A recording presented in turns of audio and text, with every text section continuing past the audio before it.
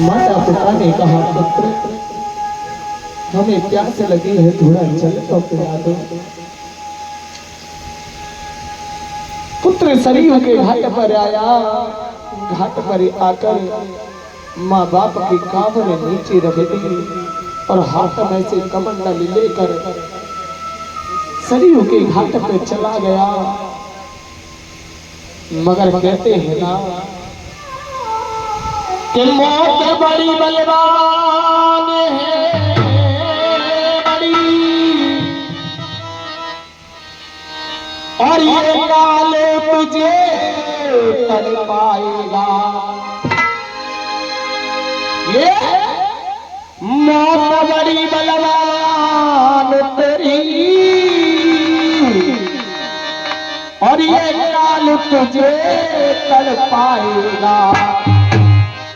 और दुनिया में जाकर छुप जाना, वहीं पर गला दबाएगा।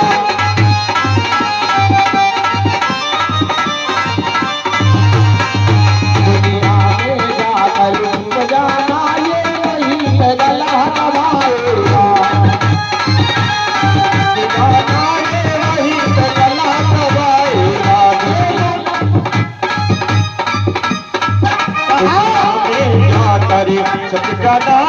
वहीं पे गला दबाएगा। कहने लगे जब काल आता है तो कहकर नहीं आता।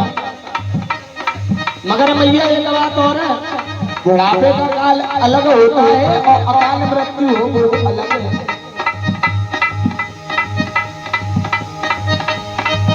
जे काल से तू चुपता फिरता, ये काल तुझे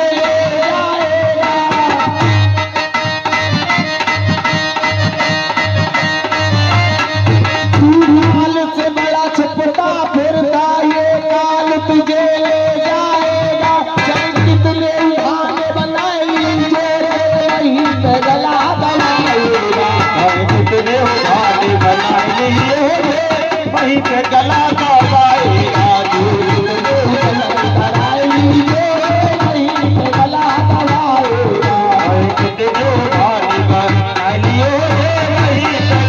दबाएगा।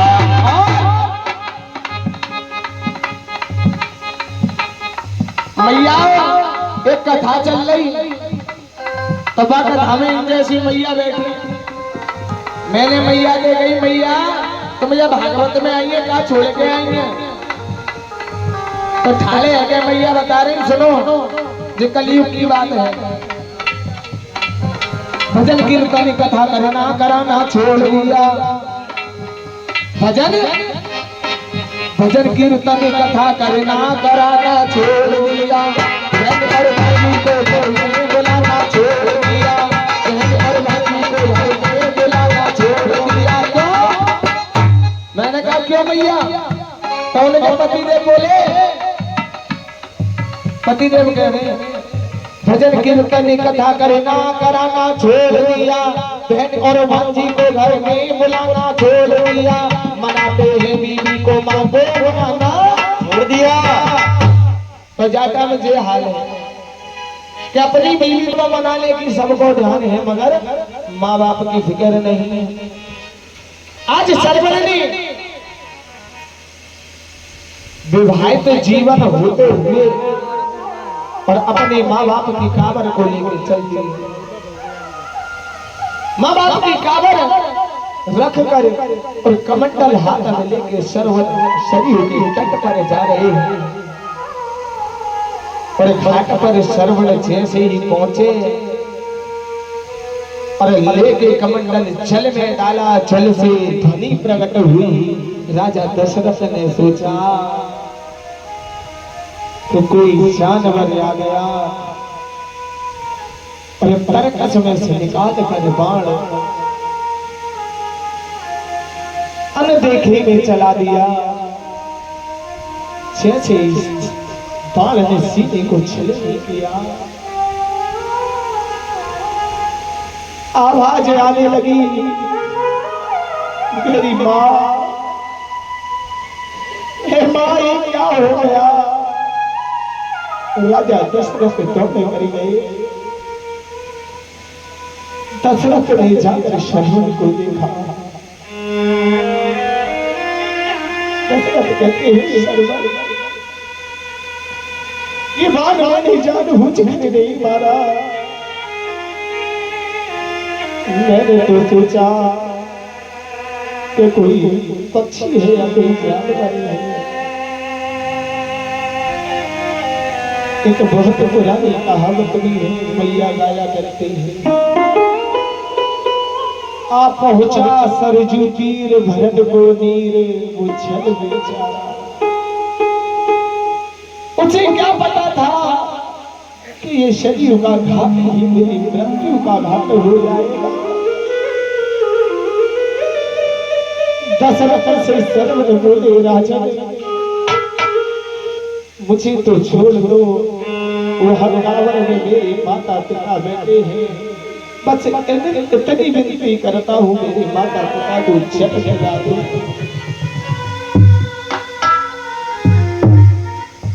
वो माँ की आँख का तारा था, अंधे पिता का सहारा, ले गई दुनिया वो क्या करे, ये मानव शरीर न हमारा।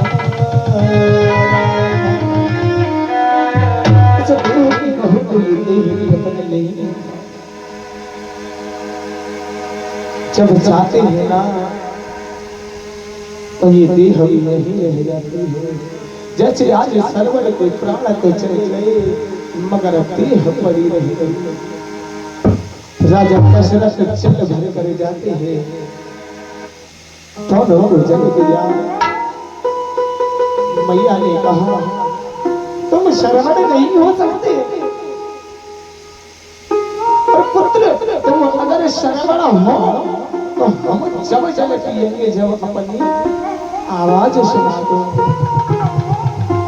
क्योंकि पुत्र पे कोई भी विपदा आ जाए, अगर माँ से कितना भी दूर हो, माँ के दिल पर बीत जाती है, माँ को पता चल जाता है कि मेरे पुत्र पे आज संकट अवश्य आया है। अगर 2 दिन तुम्हारा बेटा भूखा रहे तो कुदरती तुम्हारा अपना मन खाना खाने को नहीं करेगा।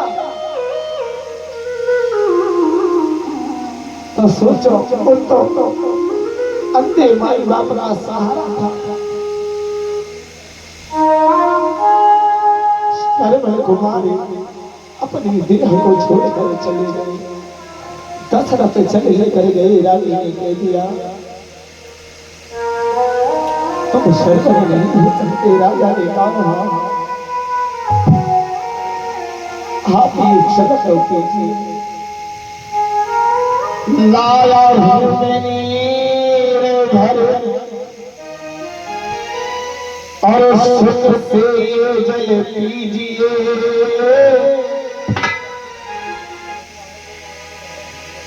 क्षमा माफ गलती करो, क्षमा मोह कर दीजिए। आप जल को तो ग्रहण करो, आप मुझे क्षमा कर दो। आपका पुत्र जो शर्मन है ना, वो शर्मन नीर भरने के लिए आया, जल भरने के लिए आया। मैंने ध्यान नहीं दिया, मैंने अपने बाण में से तीर छोड़ दिया। तुम्हारे पुत्र की प्राण चले गए।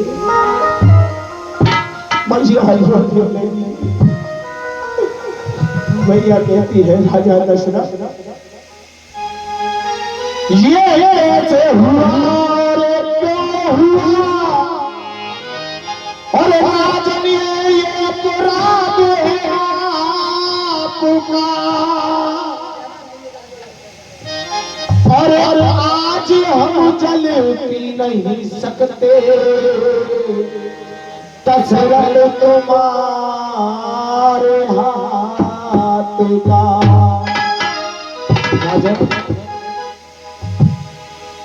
हमने ये प्राण ले लिया है कि प्यासे मर जाएंगे मगर तेरे हाथ से चल नहीं। राजा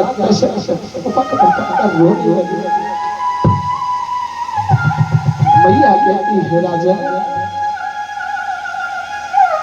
तुमने मेरे पुत्र को मार दिया, हमने यही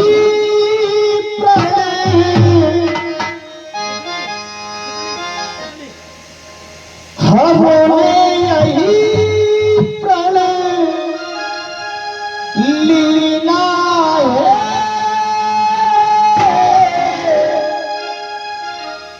हमने सही प्रण लीला है, जा तेरा जल नहीं पीना है, अरे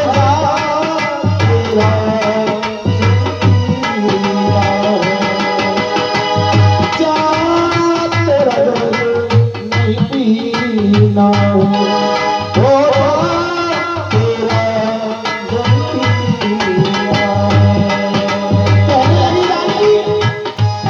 हमने ये प्रण लिया है राजा तेरे हाथ का जल नहीं पी सकते। कहने लगी राजा वो बेटा जो मरा है ना कोई नहीं वो मेरा प्यारा मेरी आंख का तारा था, मेरी आंख का तारा था, मेरी आंख का तारा था, शर्मा मेरा ये बेटा था राजा, उसने मेरे बेटे को मार दिया।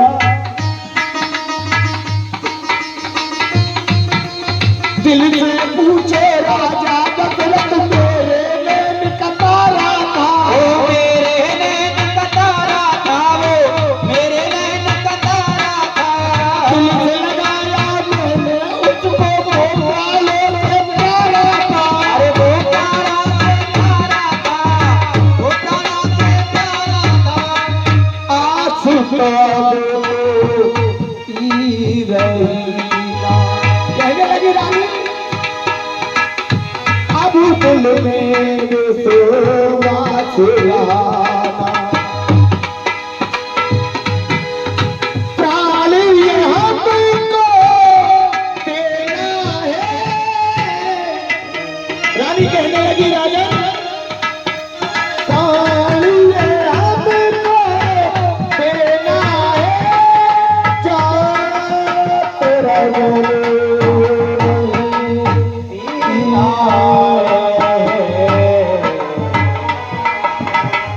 कहने लगे राजा मुझे माफ कर दीजिए,